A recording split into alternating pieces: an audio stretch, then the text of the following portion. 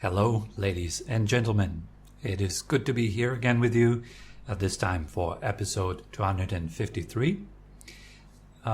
This time I'm going to talk a little bit more about what we have started in the last episode. The topic is how the practice unfolds. This time I'm going to talk a little bit about how the practice unfolds faster. So there are a few things that you can do, a few types of understandings or insights that will help you to speed up the process. And these 4 points are something that I will raise today in this session. I hope it will be helpful and lead you along the path smoothly. So the first point that I would like to discuss here is the experience of suffering. So that kind of precedes every action that we take. If there's an experience of suffering, naturally it steers up energy within us to get out of this suffering. If you're in an uncomfortable position, then you would do anything that you can to get out of this uncomfortable position and come into a more comfortable position.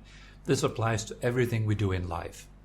If you're, for example, if you're unemployed, if you don't have a job, and you experience that as suffering, as unbearable, then you would do anything you can, anything that's in your power to get another job. If you are sick, if you're ill, then you would also do anything that you can to get out of this state of illness, of sickness. You'd visit a doctor, you'd consult with friends, and so forth. So we do things because we experience suffering. This applies to anything. But you could also say at the same time we're doing things because we are seeking happiness. But that's the same thing, really. We're doing something because we're experiencing suffering, or we're doing something because we are seeking happiness. Boils down to the same principle. There's suffering, therefore we look for the contrast. We're looking for happiness. Without suffering, it wouldn't make any sense to look for happiness. Okay? Looking for happiness already implies that happiness is obviously not present. And so when happiness is not present, then the opposite of happiness is present. That's suffering. So we're feeling a sense of restlessness that compels us to search for happiness. Therefore, the first point that precedes the path could be said to be an experience of suffering that kind of steers up the search within you. Now, the deeper your understanding of that suffering is, the deeper the search will be. The search for happiness, of course, the search for release. Now, when you're experiencing suffering, then usually the first thing that we do, let's go to this example of having an illness.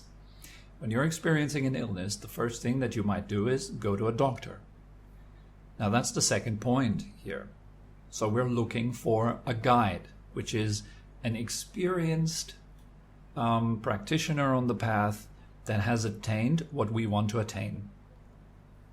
Such a person will be able to guide you out of the state of your suffering. In our example with the doctor, it will be the same.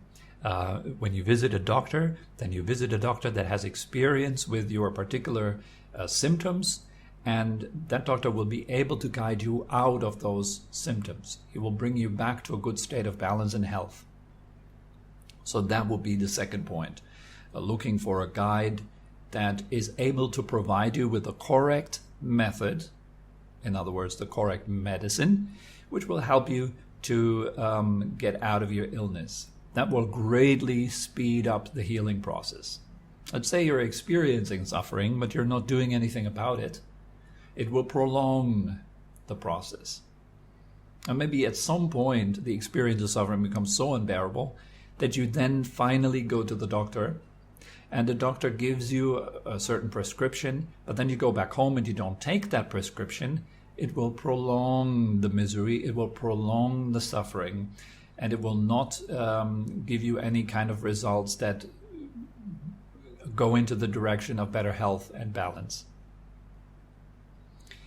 Now, these first 2 points, the experience of suffering and the seeking or the finding of a guide and a correct method to get you out of that suffering, both together produce ripeness within the student. It means within that process that you see your suffering clearly, and you're working together with a guide that points the way out of that suffering, the more that kind of has an impact on you in your daily life, the more you will grow internally. So the more a ripe student is a student that has not only an experience of suffering and a friend that helps him out of this experience, but the ripe student has an understanding of suffering. Because in order to do something about your problem, you have to be courageous enough to face it. So you have to see, oh, yes, I actually do have a problem. I do have an illness. I do have a mental imbalance. I am suffering. Therefore, I should seek a guide who can bring me out of that suffering. And with that, my understanding, with this exchange between point one, the experience of suffering, and the guidance out of it, it creates ripeness in the student and understanding of suffering. So the more time you spend with a good teacher, with an experienced guide, and the more you are willing to look at the experience of your suffering, the more you will understand it. This understanding itself, I would say, is the ripeness of a student. Because when you understand suffering on deeper levels, not only just on the superficial level of, my knee hurts, I need to put some ointment on it and then the pain will go away. But if you understand it on deeper levels, much deeper levels. For example, why is it that I am confronted with such knee pain? If I remove the knee pain, will that be the end of all my problems? Is there anything in life that is truly reliable? Will I ever find a point in my life by changing my circumstances and my body that will lead to an end of suffering? Or am I to face many, many, many more such problems endlessly? And so asking ourselves such questions as the process deepens, our ripeness goes up. Also, gradually, we will see that we have this amazing potential to lift ourselves out of suffering. Through understanding it, we can put an end to it. So that already starts at the very beginning stages of the path. Once you understand how you make yourself suffer in this very moment, then you also understand at the same time, because you're understanding, you have an insight into the mechanics of your suffering, you also gain an understanding of how to end it. So with that, you see your responsibility. You see that it is you and you alone that, one, makes you suffer, and two, can put an end to your suffering. That also is a sign of being a ripe student. You're in the ripening process, at least we can say that. You're not entirely ripe, but you're ripening. So as you are ripening on this path, your understanding of suffering deepens. So does the feeling of urgency to do something about it. The more you see the various layers of suffering and the inherent dangers of life, it means that you are not actually protected against suffering, that this is an illusion. We don't have any guarantee in our life that we will stay healthy, that we will not die. We don't have any guarantee that we will be safe and everything will go well according to our plan. In fact, there is an inherent danger in life that things do not go according to plan, that health doesn't stay around, that you will die, that problems are coming your way. Are you prepared? Are you prepared for suffering? And what does it mean to be prepared for suffering? Here, this is all part, these reflections, this is all part of the ripening process of the student. The more you contemplate the nature of life and the experiences that you are in for when you are on this ride called life, then the more you will feel a sense of urgency arise within yourself, a wish to get out of unnecessary suffering arises, and that becomes gradually more and more strong. The deeper your understanding grows, the stronger the wish to end suffering, to get out of suffering. And with this wish, with this sense of urgency, you will start taking time for yourself. Now, having mentioned the word suffering so many times, we could turn that around actually. Maybe you're not a fan of hearing the word suffering. Maybe it makes you suffer to hear that word. So let's use the word happiness instead. So in other words, if you want to be happy, in the beginning, we kind of want to be happy, but we also don't want to do anything for it. At least not so much. We'd rather just push a button and then have some happiness ready. And so we kind of stay with methodologies that are comfortable, that are easy, but at the same time that don't produce really good results. In fact, lots of the things that we use to make us happy, like entertainment and distractions and all that kind of thing, they really also come with a downside all the time. They also come with problems.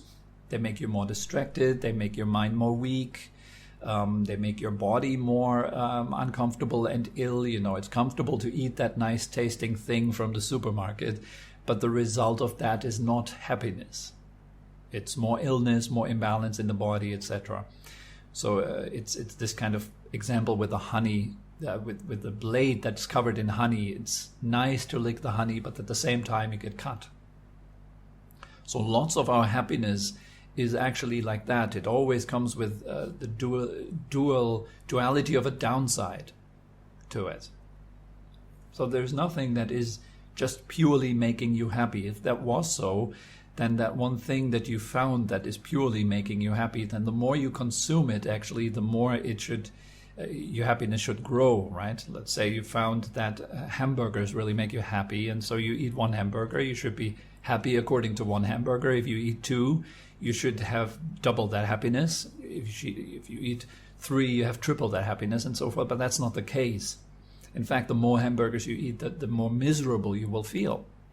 And that applies to everything in life, really, that we think makes us happy. So the happiness that all of us know is a tricky thing. It always comes with a downside, and it never lasts. And it is always followed by another suffering. So again, I'm leading you to this contemplation that leads to ripening. The more you do this kind of contemplative work, and the more you analyze life and your experience in it, the more you will see, oh, wait a second. Is there actually anything that can make me happy in a way that my happiness doesn't change?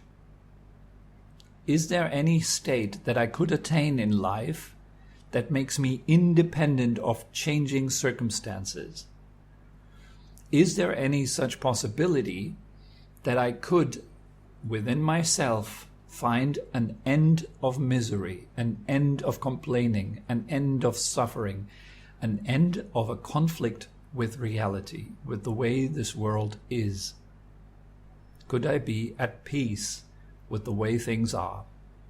I mean, could I be truly at peace with the way things are? Is there such a possibility? Well, the more you contemplate suffering, the more you simultaneously will start to contemplate whether there is a way out of it or not. And here comes the guide in again. Your teacher will show you a way out of it. And not just a temporary fix, but a way out of it. A way out of suffering, once and for all. So that your mind doesn't have to contract anymore in response to reality, in response to the way this universe is. So that your mind can remain open, spacious, and relaxed at all times. Now, there might be such a possibility, you think. So maybe I should do something to actually manifest that possibility. I'd really like to end suffering. I'd really like to get out of suffering. Or in other words, I really want to be happy. Happiness becomes more important in my life. Not the various things that are supposed to make me happy in the future at some point. So first I need to get my house. First I need to get my car. First I need to get my girlfriend. First I need to get this. First I need to get that. And then I can be happy. So in other words, all the stuff takes priority in your mind, and you constantly are consumed with stuff, thinking only about stuff, hoping that it will make you happy at some point. You now go directly to happiness. You directly approach it. Think, I want to be happy here and now. I want to be really happy, meaning my happiness is true, it is unshakable, it is not dependent on the ups and downs of circumstances anymore. It is established on my inside, in my heart, and it does not change. I want that. And I believe that it is possible. So you also have faith that you can manifest something like this. And this faith comes from positive examples, like your teacher, and the stories that your teacher tells you about his teachers.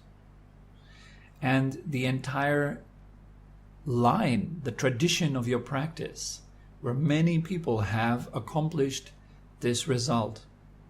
It gives you faith. It helps you to understand, yes, it must be possible that there is such a thing as true happiness, unshakable happiness. And it becomes more important in your life. And the more important it becomes to you, the more you do for it. Here is what actually speeds up the process of meditative practice. It is directly dependent on your wish. May I be happy.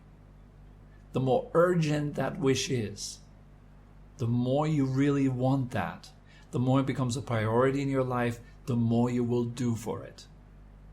It's that simple. And now when you do more for it, you manifest results faster. If you do less for it, you manifest results slower. So if you really want to manifest something, here it's about happiness and the absence of suffering, the absence of inner misery. Well, if you really want that, you would be doing a whole lot for it. And doing a whole lot for it is, of course, not enough. You need to do the right thing. You need to do that very thing that gets you there. Now, if a student has a high degree of ripeness, if you are ripe, then you will make time. That's one of the first points. You will find any little free time that you can get to sit down and practice your mind, cultivate your mind. You will find any little point during the day to let go of tension, stress, and suffering. This thing takes up a priority position in your mind. Your thoughts are all about that. That's an example of being quite ripe. You're ready to dig in. You really want it. So you think about it a lot. You do it a lot. That will change your lifestyle.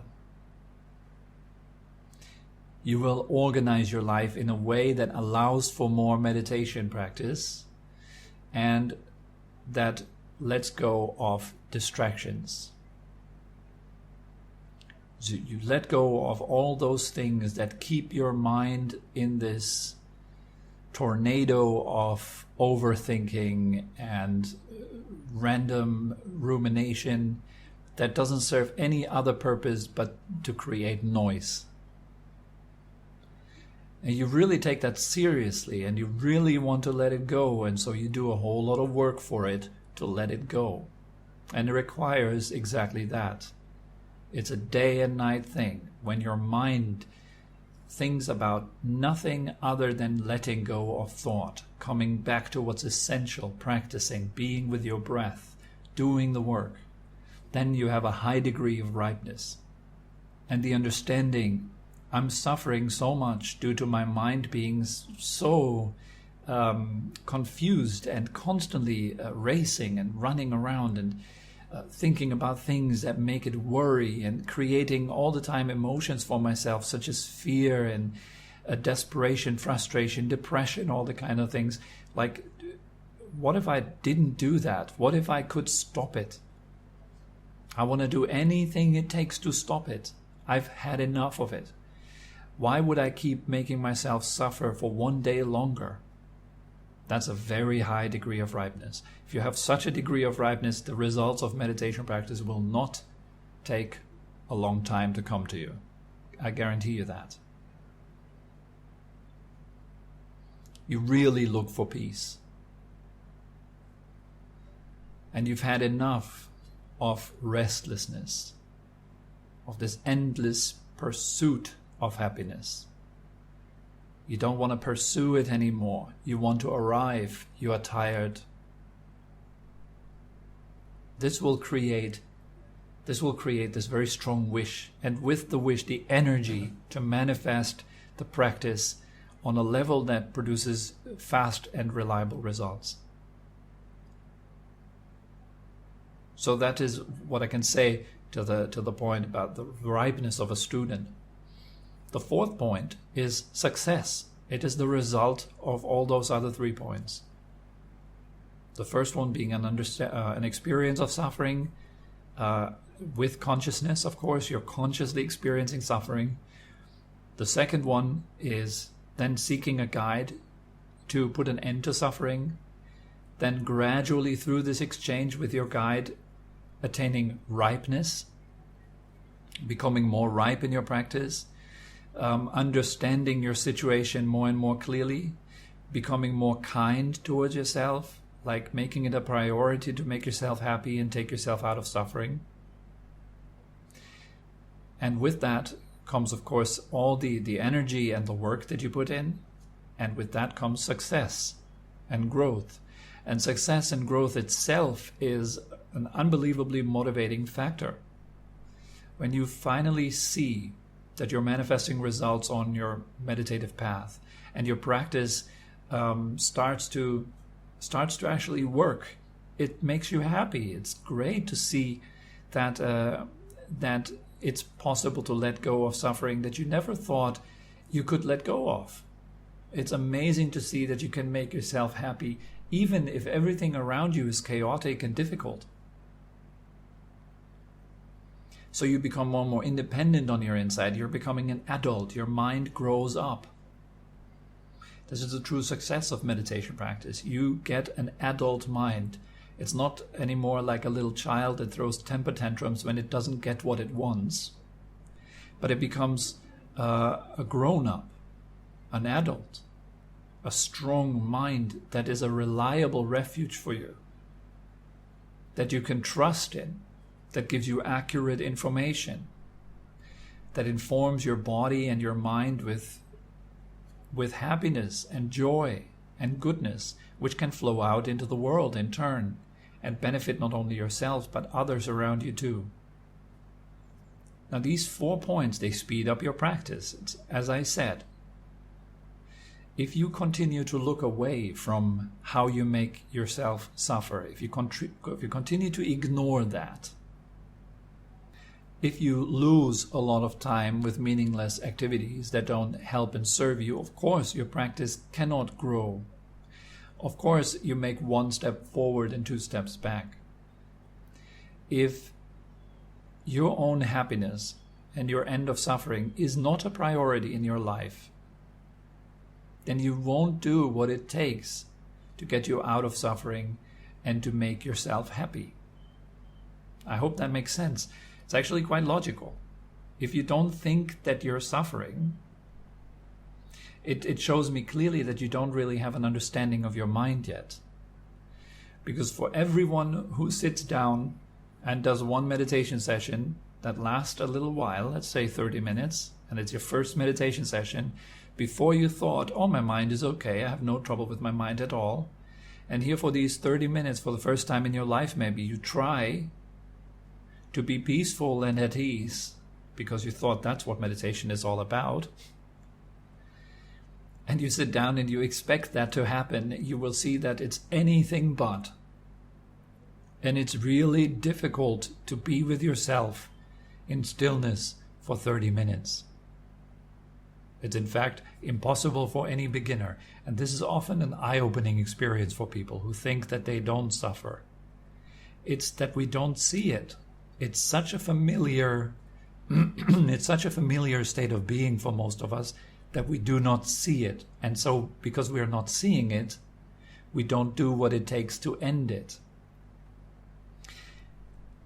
Now, this is crucial because now I would like to introduce you to the various stages that follow in your practice where suffering comes to an end. And it's all suffering that you would never have thought of as suffering. It is all discomfort, but you don't see it as discomfort because it's your normal state of being, okay? Now, when you start your meditation practice and you get into the first stage, which is all about relaxing the body, for many people it's a surprise to see how much tension they're holding in their body. If you ask them on the way to work, "Are you relaxed?" they might answer with, "Yes, I am relaxed." But if you ask them to sit still for 10 minutes and scan their body and see if they are relaxed, they would probably all answer, "Oh no, I'm not relaxed at all. My shoulders are tense, my forehead is tense, my jaws are tense, everything is tense, and I've never really seen it." So uncovering that tension in the body and learning to work with it is the first process. This is the first stage. Settling the body, relaxing your body a little bit, taking out all the tension that is not required. This is the first learning, the first eye-opening experience.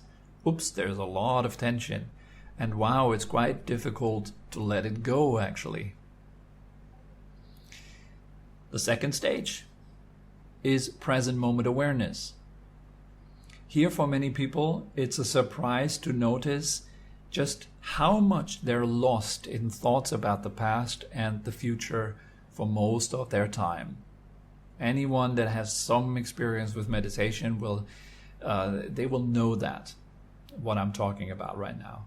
If some of you who are listening don't know that yet, then if you sit down for 10 minutes and try to be in the present moment, not thinking of anything that has happened or that will happen, you'll see how difficult that is and how our mind's tendency is to be lost in future and past thoughts continuously. When you let go in the first stage of the tension in the body, there is happiness of release. Your body will start to become more comfortable gradually. It will be more nice to inhabit your body when it is relaxed and open. So that's a little bit more happiness. It's a little bit more well-being in your life right there. The second stage, when you let go of constantly thinking of the past and the future, you will notice that quite a huge amount of suffering falls away from you. And you only notice it as suffering because when it falls away, you feel really good. So when you stay in the present moment, it feels nice. Why does it feel nice all of a sudden?